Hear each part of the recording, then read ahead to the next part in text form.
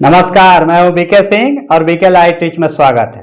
दोस्तों, आज हम बात करेंगे पोस्ट ऑफिस से जुड़ी स्कीम के बारे में, क्योंकि वित्त मंत्रालय की तरफ से नोटिफिकेशन जारी कर दिया गया है सभी स्कीमों के बारे में। तो इस स्कीमों पे नोटिफिकेशन के बाद क्या प्रभाव पड़ने वाला है, क्या कुछ बदलने वाला है, चाहे वो पुराने खाताधारक हो फिर नए खातेधारक हो, कुछ ना कुछ प्रभाव जरूर पड़ सकता है। तो इन सब मुद्दों पर चर्चा करने के लिए, अपनी राय बताने के लिए हमारे साथ एक्सपर्ट मौजूद हैं। उनसे हम सीधा सवाल पूछेंगे और ये भी पूछेंगे कि आखिर इन नोटिफिकेशन के बाद टैक्स बेनिफिट पे क्या प्रभाव पड़ने वाला है, टैक्स बेनिफिट होगा या फिर नहीं होगा। तो सर ये बताएं मुझे कि आखिर जो नोटिफिकेशन ये आया है, इसके बाद चाहे कोई भी स्कीम हो, सुकन्या समृद्धि योजना हो, पीपीएफ अकाउंट हो या फिर सीनियर सिटीजन सेविंग स्कीम हो, इसमें क्या कुछ बदलाव होने वाला है इस नोटिफिकेशन के बाद। मैं बोलूंगा एक थोड़ा झटका दिया है वित्त मंत्रालय की तरफ से आया है जो पोस्ट ऑफिस के अकाउंट होल्डर हैं, क्योंकि ये इम्पैक्ट आपको जो एग्जिस्टिंग होल्डर हैं अकाउंट, जो पुराने ग्राहक भी हैं, उनको भी असर आते हुए देखने को मिलेगा। अब वित्त मंत्रालय ने साफ किया है नोटबंदी के बाद आधार कार्ड और पैन मैंडेटरी कर दिया गया है पोस्ट ऑफिस अकाउंट अगर आप ओपन करवाते हैं या उसमें पैसा जमा करवाते हैं।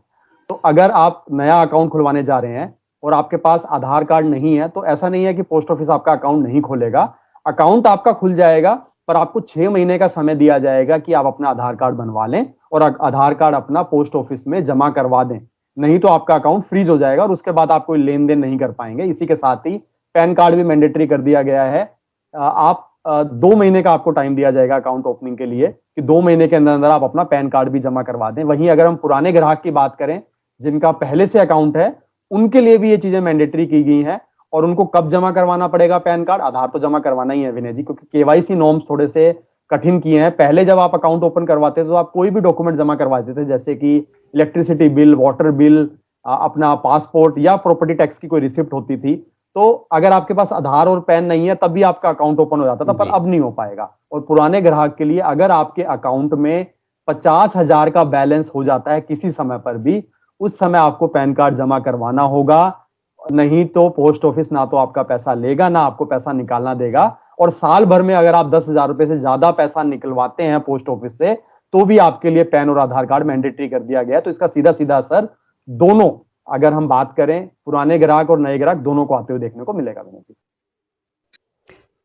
तो सर ये तो हो गया जो स्कीम है उसको बदलाव को लेकर के, लेकिन जो टैक्स बेनिफिट है, बहुत सारे जो अकाउंट होल्डर है वो इन स्कीमों में अपना पैसा सेव करते हैं सिर्फ टैक्स बेनिफिट को लेकर के। तो कौन से स्कीम में टैक्स बेनिफिट होने वाला है इस नोटिफिकेशन के बाद और कौन से स्कीम में टैक्स बेनिफिट नहीं होने वाला है, इसके बारे में मुझे थोड़ा बताएं। जी, सभी स्कीम्स के बारे में, किस स्कीम में आपको मूलधन अगर प्रिंसिपल अमाउंट है उस पर एटीसी का बेनिफिट मिलता है और किस स्कीम के ऊपर जो इंटरेस्ट आप अर्न करते हैं उसमें आपको डिफरेंट सेक्शंस जो हैं, जो कि आपके इनकम टैक्स के अंतर्गत अगर आप ओल्ड टैक्स रिजिम का चुनाव करते हैं तो आपको बेनिफिट मिल पाता है। तो सबसे पहले सबसे प्रसिद्ध योजना जिसकी हम बात करते हैं पीपीएफ और सुकन्या समृद्धि योजना, जो कि हम जानते हैं कि लोग अपने बच्चों के नाम से भी ओपन करवाते हैं और हर घर में एक पीपीएफ या सुकन्या समृद्धि अकाउंट तो होता ही है। हालांकि इसकी मैच्योरिटी थोड़ी लंबी समय की होती है। पीपीएफ की बात करें 15 साल की आपकी मैच्योरिटी होती है, और सुकन्या समृद्धि योजना में जब तक आपकी बेटी 21 साल की होती है तब तक के लिए आप इस अकाउंट को कंटिन्यू कर सकते हैं। दोनों में आप प्री मैच्योर विड्रॉ कर सकते हैं। समय समय पर अगर आपको पैसे की जरूरत पड़ती है तो उस समय पर आप दोनों अकाउंट से पार्शियल विड्रॉ कर सकते हैं, प्री मैच्योर विड्रॉ कर सकते हैं। इन दोनों स्कीम की, पीपीएफ और सुकन्या समृद्धि योजना की बात करें तो यहां पर आपको टैक्स में बेनिफिट मिलता है एटीसी के अंतर्गत, और जो भी आपको इंटरेस्ट मिलेगा वो पूरा का पूरा टैक्स फ्री होगा।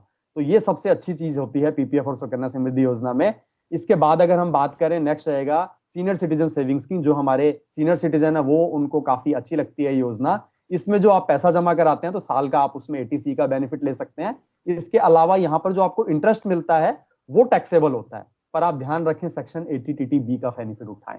हालांकि आपको ये काफी कम लोग जानते हैं सीनियर सिटीजन। अगर आपको पहले से पता था तो यस में इसका आंसर लिखें। अगर आपको ये नई चीज पता लगी है तो जरूर अप्रिशिएट करें इस वीडियो को।